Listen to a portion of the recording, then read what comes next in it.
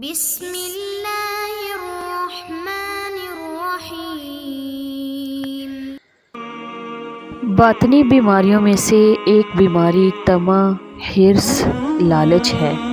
اس کو لالچ اس لیے بھی کہتے ہیں کہ یہ بھی ایک مہلک بیماریوں میں سے ایک بہت بڑی بیماری ہے۔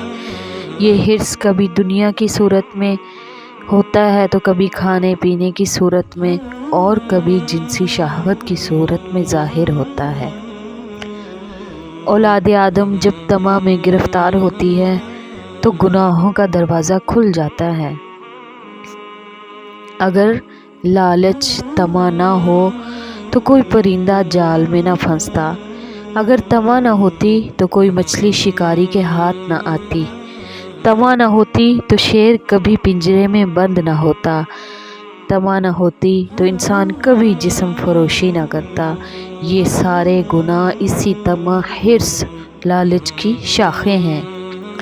یہ حرص کشتی کے سوراخ کی مانند ہے۔ کشتی میں سوراخ چھوٹا ہو یا بڑا، بند نہ کریں گے تو کشتی ڈوب جائے گی۔ طمع تھوڑی ہو یا زیادہ، اس کا علاج نہ کیا تو انسان کی کشتی ڈوبنے کا سبب بن سکتی ہے۔ طمع کا تعلق آرزوؤں کے ساتھ ہے۔ یہ دنیا ایسی ہے کہ آرزوؤں کو جوان کرتی ہے اور انسان کے جسم کو بوڑھا کر دیتی ہے۔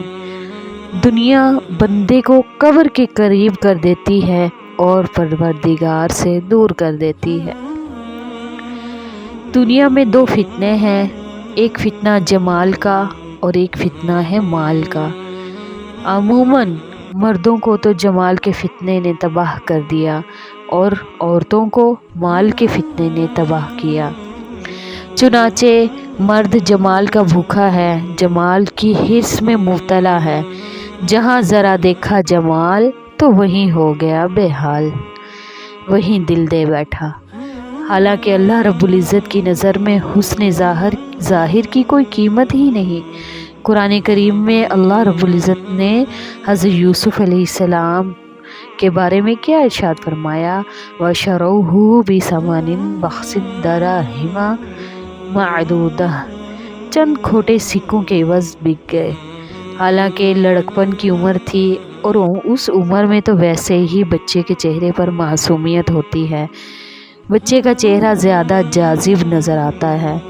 حضرت یوسف علیہ السلام تو مادر ذات ہی حسین تھے، اس وقت تو حسن کی معراج تھی، مگر بکے کتنے میں؟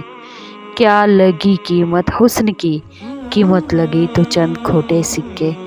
تو معلوم ہوا اللہ رب العزت کے نزدیک حسن ظاہر کی قیمت چند کھوٹے سکے کے سوا کچھ بھی نہیں۔ حسن کے پیچھے بھاگنے والوں، تم چند کھوٹے سکوں کی خاطر اپنے رب کو ناراض مت کرو۔